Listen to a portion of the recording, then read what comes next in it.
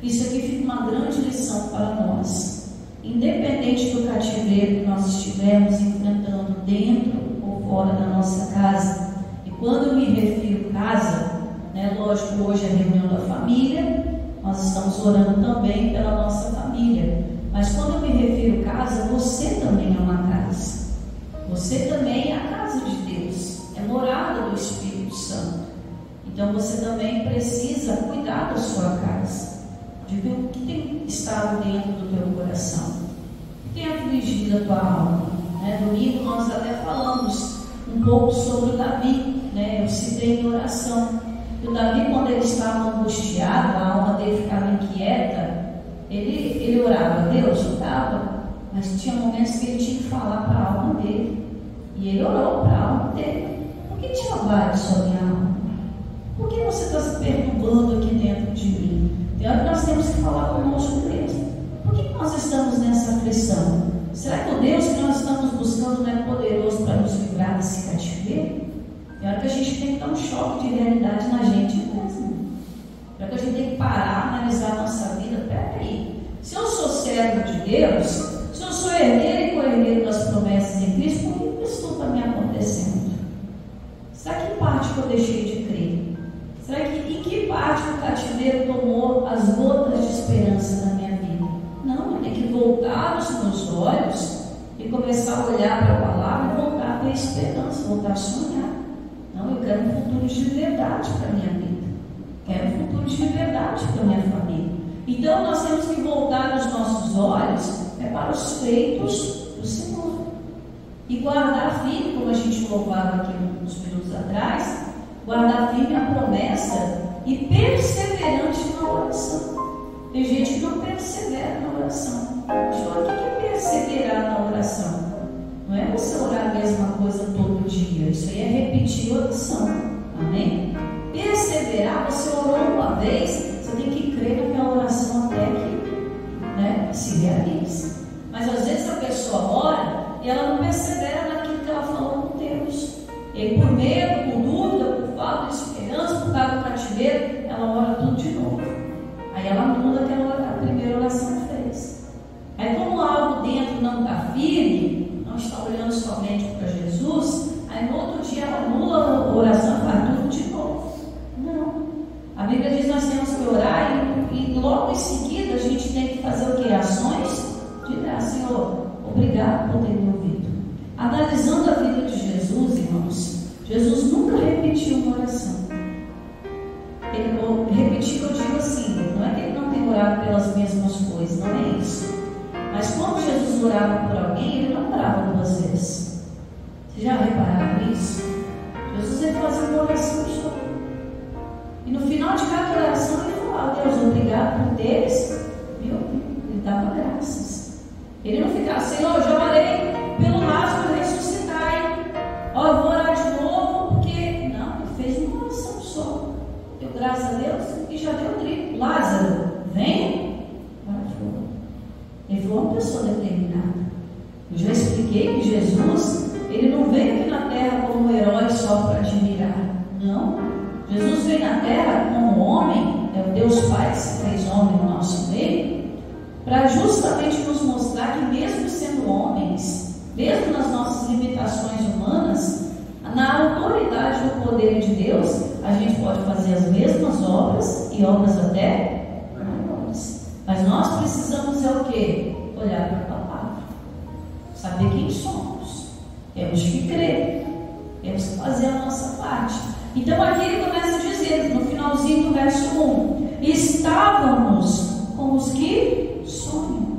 Versículo 2, então a nossa boca se encheu de quê? De riso, e a nossa língua de canto. Eu não sei se já aconteceu com vocês, irmãos, mas comigo acontece sempre. Você sabe que o diabo ele lança dardos inflamados no povo, né? São aquelas setas de tristeza. Os dardos inflamados são isso. Ele às vezes dá um desânimo no meio do nada, você está bem, de repente dá um peso, uma coisa, é o diabo tentando te paralisar. Comigo acontece assim, às vezes vem aquele vento assim para fazer parar, desanimar, mas aí dentro de mim eu lembro da palavra de Deus e começo a rir, irmãos. Eu começo a rir, meu Deus, isso é bom demais, porque o Senhor faz além do que nós pedimos ou pensamos. Só de lembrar, o coração já enche de alegria. Agora imagine esse povo aqui, ó. Então a nossa boca se encheu de riso. Humanamente falando, não tem motivo nenhum para rir. Mas você começa a sorrir de alegria, porque a esperança de dias melhores está voltando. A esperança da palavra de Deus se cumprir na sua vida está voltando. Aí você começa a rir sozinho. Aí as pessoas vão sorrir, ela não entende. Ela está tão doido. Está rindo sozinho, está falando sozinho. Mas olha aqui que diz: então a nossa boca se encheu de riso, e a nossa língua de quê? Cânticos. Irmãos, nós temos que aprender a louvar a Deus, mesmo quando tudo não vai bem. Nós temos que travar nossa boca, como o próprio rei Davi, num dos salmos, ele diz: Senhor, ponte até freio na minha boca, como um freio dos cavalos. O que ele quer dizer? Não é que ele está chamando de burro, de cavalo, não é assim. Mas é para botar uma trava na nossa boca, porque assim como nós falamos, assim é. A boca, ela só fala, irmãos, Jesus disse isso, lá em Mateus capítulo 6, Jesus disse que a boca fala do que o coração está cheio. Se eu não vigiar a minha casa, construir a minha casa espiritual na rocha que é Cristo, eu vou começar a falar de angústia, começar a falar de morte, começar a falar de problemas, vou começar a falar de tristeza. E com certeza a boca não vai se encher de riso, a boca não vai se encher de cântico. Aí, conforme nós vamos falando, quanto mais a gente fala de um problema, quanto mais a gente dá ibope para Satanás, mais ele tem liberdade de agir na nossa vida. Se quer paralisar a ação do inimigo, para de reclamar. A terra vai parar de te engolir. Você quer paralisar a ação do inimigo dentro da sua casa, tem espírito de brigas, mas colocar no mundo. Ah, pastor, na minha casa não tem rádio, mas você tem boca. Começa a louvar a Deus. Obrigado, Senhor. Inventa canções. Você não sabe as letras dos hinos que cantamos na igreja, né? Se você não tem a harpa na sua cabeça, começa a majestade de Deus, exaltar essa majestade. Oh, Jesus, o Senhor é bonito, hein? Oh, Jesus, olha que grandes coisas o Senhor está fazendo aqui dentro. Eu não estou vendo nada, irmãos. Aos olhos humanos não está acontecendo nada, não está mudando nada. Mas, irmãos, isso no mundo espiritual. Mas isso tem um poder, irmãos. A gente tem isso lá nas muralhas de Jericó. Eu costumo dizer aqui que as muralhas de largura, irmãos, era quase esse altar aqui, ó. Se não fosse até maior, de largura, a ponto que passava carros em cima. Você imagina um muro tão resistente que nunca, mesmo diante dos ataques de guerra, nem triscou, irmãos. Nossa, os inimigos olhavam, não tem como invadir Jericó, porque os muros são fortes. Mas Deus deu uma estratégia para Josué, que foi o que? Rodear a cidade, né? E ali na última vez de rodear a cidade, rodearam 7 vezes, tocar trombetas. Tocar trombetas não é louvar a Deus, é anunciar que o servo de Deus está chegando. Quando tocaram as trombetas, o toque foi tão forte que as muralhas estremeceram e eles conseguiram entrar na cidade. Olha que coisa tremenda. Na época do rei Josafá, era um povo pacífico, era um povo que não era de guerra, mas diz que o inimigo, o rei da Síria, veio contra o povo de Israel. Josafá vai orar: Senhor, não sei nem o que fazer. Veio tanta gente contra nós, juntou 3 povos, 3 nações, né? Como se fossem 3 países contra o pobrezinho do Brasil, né? 3 países potentes. E ele fala para Deus: Senhor, eu não sei nem o que fazer. Verdade é essa. Não ia dar tempo de preparar a estratégia de guerra, não ia dar tempo de treinar ninguém para a guerra, forjar armas para a guerra. Quem sabia lutar eram pouquíssimos. E ele vai buscar Deus: Senhor, não sei o que fazer diante dessa multidão que vem contra nós. E na verdade, Senhor, o rei foi bem sincero.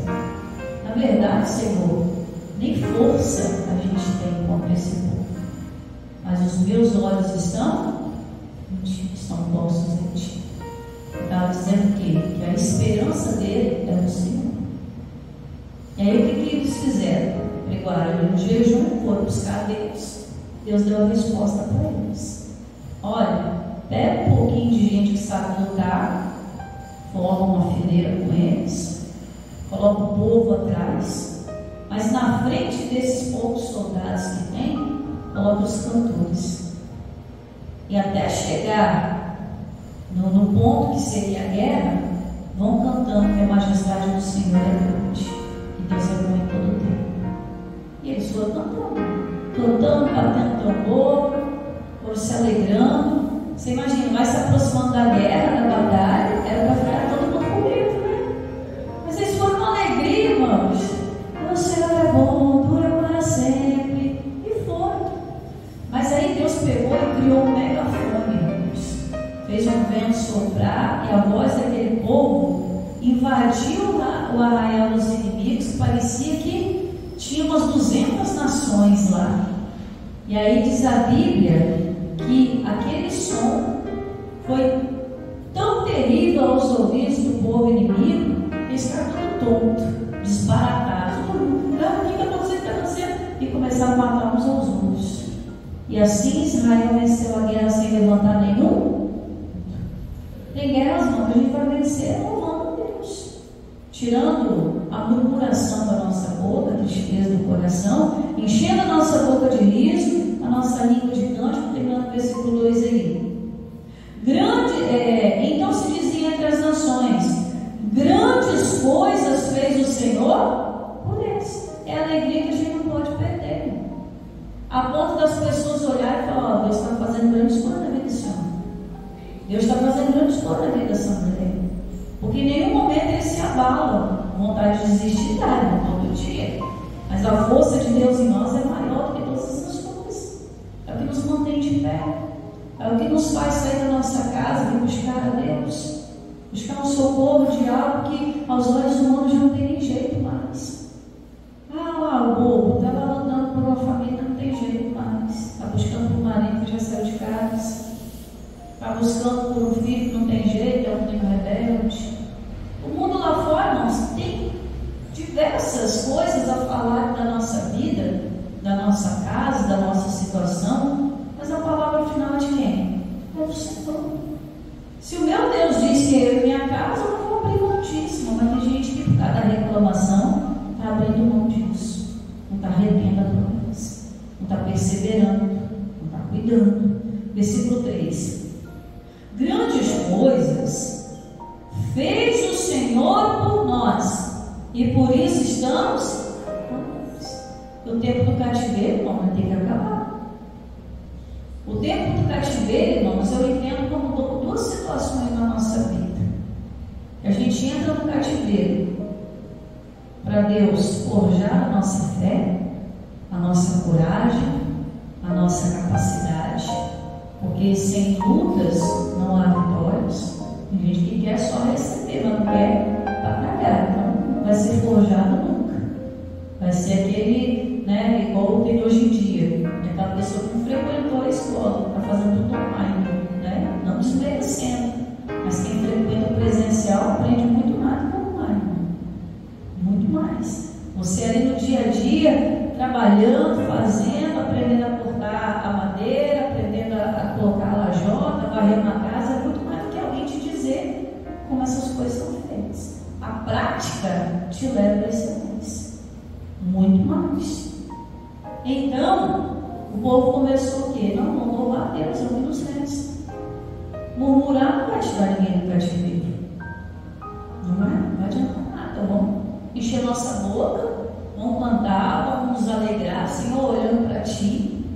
Não vou olhar para o que está aparente, não vou olhar para o que está à minha volta, não vou dar ouvidos àquele que fala ao contrário, só vou escutar a Tua voz, só vou escutar o Senhor. E aí eles começam a dizer: grandes coisas, estamos no 3 ainda, grandes coisas fez o Senhor por eles, por isso nós estamos alegres. E a outra parte do que a pessoa entra no cativeiro, às vezes é com suas próprias atitudes. Quando ela não busca uma direção de Deus, toma uma atitude precipitada, ela acaba caindo no cativeiro. Quando ela deixa de obedecer a palavra de Deus, as direções que Deus dá, ela acaba caindo no cativeiro. Mas mesmo nessa condição, Deus ainda dá tudo para ela sair de lá. Ele ainda dá a misericórdia dele, Ele dá o perdão, Ele dá a promessa. Mas, irmãos, a pessoa tem que querer. Não adianta a gente tentar tirar alguém do fundo do poço se a própria pessoa não quer sair. Se você determinou, não, eu vou lutar pela minha família, Deus vai tirar a sua família na sua mão. Mesmo que o inimigo seja o mais terrível, mesmo que a situação da sua casa seja a pior de todos os tempos. Pastor, foi todo mundo embora da minha casa, só tem eu morando lá. Deus pode restituir sua família. Enquanto Davi, quando Ziclague foi sitiado lá, assolado, fogo, e sequestraram todo mundo, levaram cativos as mulheres, as crianças, o povo queria apedrejar Davi. Davi sentou, chorou, lamentou, mas quando Davi foi buscar a Deus, Deus falou: vai lá e resgata todo mundo. Então, quando a pessoa busca a direção de Deus, Deus devolve para ela tudo que o inimigo tinha dela. Depende da gente, Deus. Se eu quiser ouvir a Deus, a Bíblia diz que eu vou comer o melhor dessa terra. Mas tem gente que às vezes se acostuma. Não vou dizer que no teu caso, eu posso sempre frisar isso. Mas tem gente que acostuma com a solidão. Tem gente que acostuma com a doença. Convive bem com essa situação. Irmãos, mas quem é da fé não consegue aceitar um negócio desse. Algo precisa mudar. E aí eles começam a dizer aqui no versículo 4: faze-nos regressar outra vez do cativeiro, Senhor, como as correntes de onde? Do sul. Ou seja, o que está te prendendo ainda? O que ainda te prende que você não saiu totalmente do cativeiro se o Senhor já te deu a liberdade? O que ainda está prendendo a sua casa? O que está prendendo a sua fé? O que está prendendo ali a sua maneira de crer? É nesse momento que você tem que abrir o coração para Deus. Senhor, faz-nos regressar outra vez. Eu quero voltar à sua casa. Eu quero voltar a rir. Eu quero voltar a me alegrar na tua presença. A casa, irmãos, que a pessoa deixou até de fazer a obra de Deus, por conta de tristezas, decepções, porque viu muita coisa errada, tirou os olhos de Jesus, colocou o olho no ser humano, colocou o olho na situação, fez como correr, começou a afundar diante do Senhor. Tem que pedir o socorro de Deus.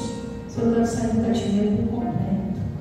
Eu já saí outras vezes e foi a coisa mais maravilhosa, Senhor. Voltar a sorrir, voltar a me alegrar, eu quero isso de novo.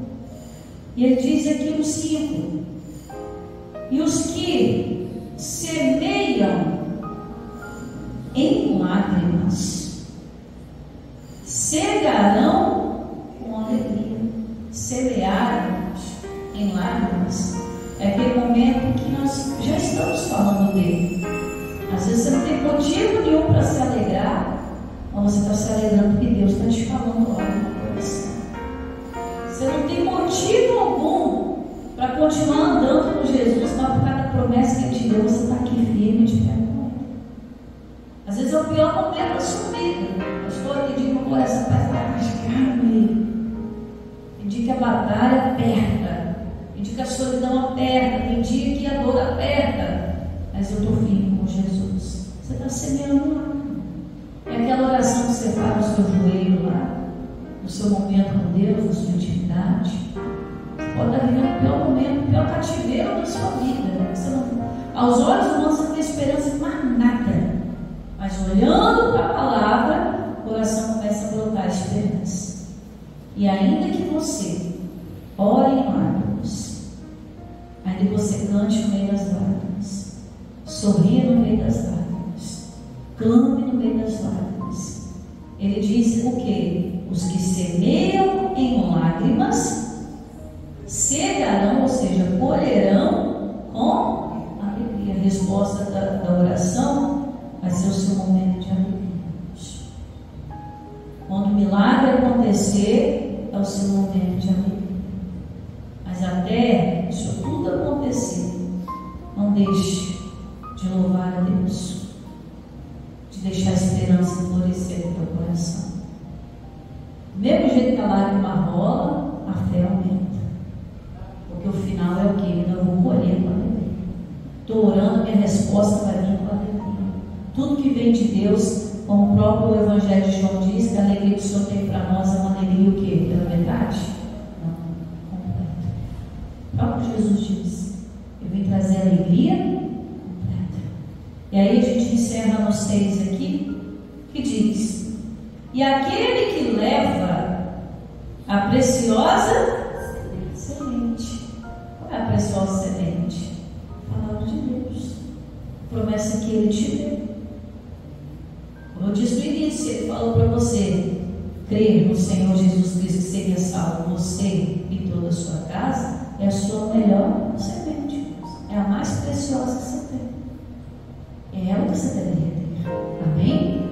O que leva a preciosa semente. Ele diz mais o que? Andando. A gente paralisa na vida, né? Quando começa o tempo de vício, ele para com tudo. Para de ir na igreja, para de orar. Ah, não tem jeito para não. Para de crer, para de clamar, para de confessar a vitória. Começa a confessar a derrota. Começa a olhar as circunstâncias. Ele está carregando a preciosa semente? Não. Ele está matando a semente. Mas o que leva a preciosa semente andando, eu não vou parar. Vou continuar meu compromisso com Deus. E nosso compromisso é uma coisa que Deus honra. Compromisso que o ser humano ele faz com Deus, compromisso que eu digo, obediência, propósito, sua fé, compromisso que o ser humano faz com Deus, irmão, não precisa nem se preocupar, é uma coisa que Deus honra, seja aqui, seja em qualquer outro lugar, Deus honra. Não tem como essa palavra de Deus falhar em nossa vida. O que leva a preciosa semente andando, eu não vou parar, não vou dar munição para o inimigo, não vou parar minha oração, não vou parar de dar ações de graça, não vou parar de buscar o meu Deus, não vou parar de exercer a minha fé, eu não vou parar. A primeira coisa que o diabo quer que você faça é o quê? Parar. Isso é bom, né? Pode orar por mim. Quanto mais você ora, pior fica. Eu já atendi muito caso assim na igreja, né, das mulheres desesperadas. Graças a Deus não tem isso aqui, né?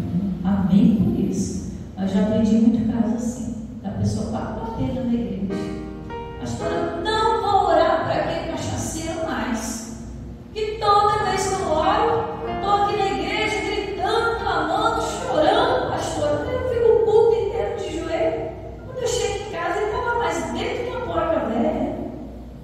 Lá, o pastor lambendo a cara, pastor, está pior do que quando eu vim para a igreja. Mas é a imagem que o diabo tem que ser veja, que nada está dando certo. Olha só, você está orando e está piorando. Então, a pessoa para o quê? De orar. É igual aquela falsa imagem de que quando a pessoa está juntada, né, se ela casar, ela vai começar a brigar com o marido e o casamento acaba. O diabo fez isso na cabeça da pessoa, não. Aí faz a pessoa viver em fornicação, viver no pecado, né? Viver a vida errada, né? Quem está juntado, né, com fé, como diz aí, né? Ah, não, porque eu já ouvi isso, irmão. Já ouvi isso. Não, pastor, nós não vamos casar porque a gente vive muito bem. Vive não, convive. A gente vive muito bem, pastor. Não, convive. Aí a pessoa olhou para mim e riu. Pastor, mas se a gente casar, aí o diabo vai começar a tentar e a gente vai começar a brigar e vai separar. Falei, claro, o diabo vai tentar. Vocês não estarão fazendo mais a vontade dele.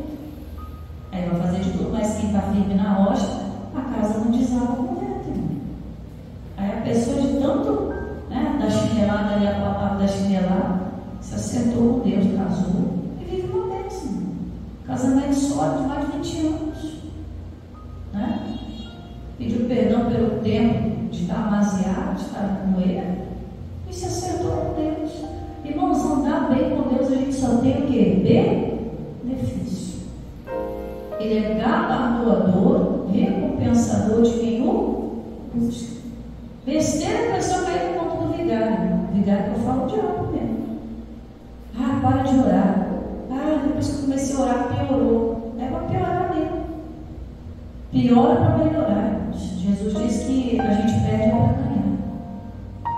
Quando Ezequiel, no Vale de Ossos Secos, começou a profetizar sobre os ossos, disse que foi um barulhão. uma confusão, parecia que nada ia acontecer, mas no final se levanta um exército para a glória de Deus. O diabo, antes de cair, ele faz bagunça, né? Ele grita, ele esperneia, tudo para a pessoa ficar com medo e desistir. Mas mantenha-se firme, que leva a preciosa semente andando, e muitas vezes o quê? Chorando. Tem dia que você vai ter nem vontade de ir para a igreja, mas vem, irmãos. Amém? Vem. Pastor, eu vou chegar aqui na igreja com a cara inchada. Pode vir, irmão, ninguém vai te julgar. Só você sabe onde é o seu sapato aberto, irmãos. Ninguém tem direito de falar nada da sua vida. A gente tem que parar de ficar dando satisfação para quem não vai mudar nada na nossa história. Ah, o que vão pensar? E daí? Vai mudar alguma coisa na sua vida, na sua casa? Então para de chorar. Fica preocupado com quem vai pensar, irmãos. Se aquela mulher do fluxo de sangue ficasse pensando quem ia apedrejar ela por descobrir que ela tinha fluxo de sangue e estava andando no meio da cidade, ela nunca teria tocado em Jesus, nunca teria sido curada. A gente tem que parar de ficar olhando para a opinião alheia, irmãos. Só eu sei que estou vendo na minha casa. Só eu sei a madrugada que chora. Só eu sei o que meu carro dói quando eu ando, sapato aberto. A pessoa, para ela falar de alguém, irmão, ela tem que andar toda a estrada da pessoa com o sapato da pessoa usou a vida inteira. Só Jesus, irmãos, que sabe. Então, ele diz aqui, muitas vezes o quê? Chora. Ele diz que você vai vir bravo para a igreja, irmão. Mas venha, não fique em casa remoendo, não. Vem receber a paz, a libertação. Venha chorando, mas venha. Nunca deixe seu compromisso com Deus. A Bíblia diz que Ana, sacerdotisa do templo, ela demorou para casar e mais ou menos 7 anos de casamento ela ficou viúva aos 84 anos. Mas a Bíblia diz que quando Jesus foi apresentado no templo, ela estava lá, servindo no templo. Não deixe a presença de Deus por nada e por ninguém, porque não vale a pena. Às vezes, o dia que você deixa de vir por estar chateado, choroso, revoltado, né? Todo cambuziado, para uns não que inventa, né? É aquele dia que Deus talvez tenha uma palavra para mudar a sua história. Então, não perca as suas oportunidades.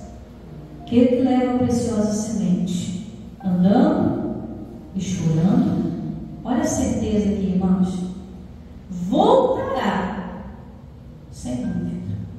Olha que coisa maravilhosa.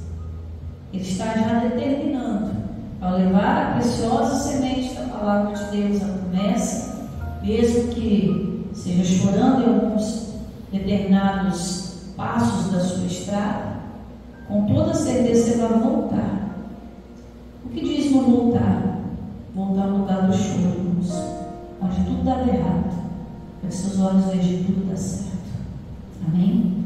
Voltará e sem dúvida, não vai ter nada que vai mudar, irmãos, a tua fé para com Deus. Porque o que é a fé?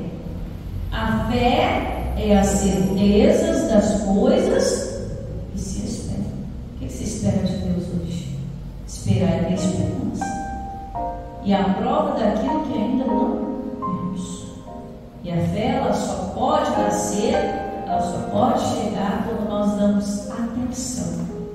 Dar ouvidos é dar atenção a que Deus está falando.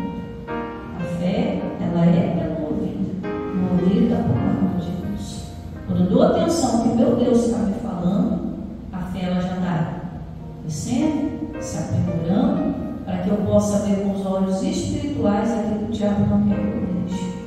Eu desanimo no meio do caminho, deixo a preciosa semente para lá e vivo achando que vou morrer no cativeiro.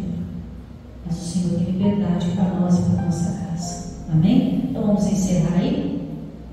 Aquele que leva a preciosa semente andando, chorando, voltará sem dúvida. Por que, igreja? Alegria. Aquela alegria que você estava pela fé demonstrando, ela vai ser completa por ver aquilo que você tanto orou, tanto creu, tanto se alegrou espiritualmente, se concretizando diante dos seus olhos. Deus vai acabar esse cativeiro. A lágrima não vai cessar. E ele diz aqui, ó, trazendo consigo os seus muros. Resultado da sua fé e da sua perseverança é a resposta de tudo aquilo que você vem buscar diante de Deus. Isso pastor nenhum vai te dar, bispo nenhum vai te dar, homem nenhum vai te dar. O que você busca é quando você guarda, por isso a semente leva com você no caminho. É quando você guarda aquilo que Deus está te dando, o próprio Deus ele realiza na nossa vida. Só o poder de Deus pode livrar alguém do cativeiro. Só o nome de Jesus pode livrar alguém das amarras de Satanás. Homem nenhum pode fazer nada. O Davi, ele era tão decepcionado com os homens, ele falava com nenhum de seus salmos: a ajuda do homem para nós nada vale. Mas eu vou fazer menção do nome do meu Deus. Meu Deus vai me ajudar. Amém? Você crê nisso? Então aplauda Jesus bem forte. Amém? Seguindo, irmão, Jesus Cristo entendo, né? Estou seguindo a Jesus Cristo. Deste caminho eu não desisto. Estou seguindo a Jesus Cristo. Diga assim pro diabo, ó, atrás não volto, não volto não. Amém? Não vai voltar. Quando voltar, é voltar na presença de Deus trazendo alegria. Amém?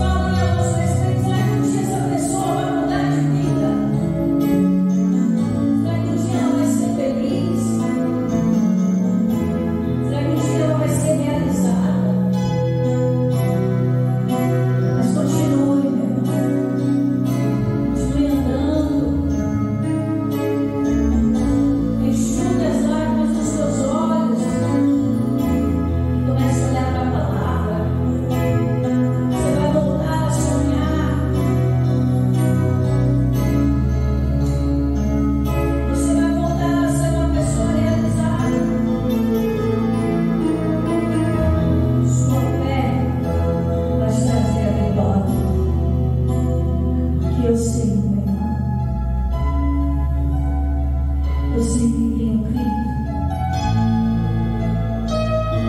Ele é fiel, Ele é poderoso. Eu tenho um Deus que não vai deixar essa luta me matar, desespero me tomar.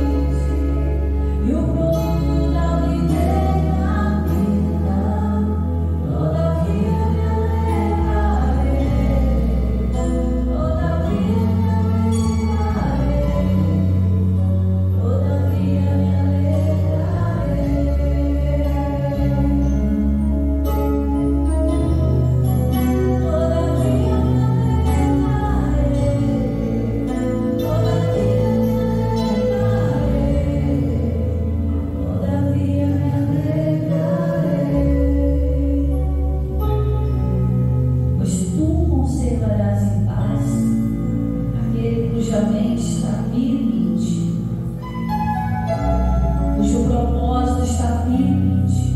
Nosso propósito hoje foi cumprido, Senhor. Ao chegar na sua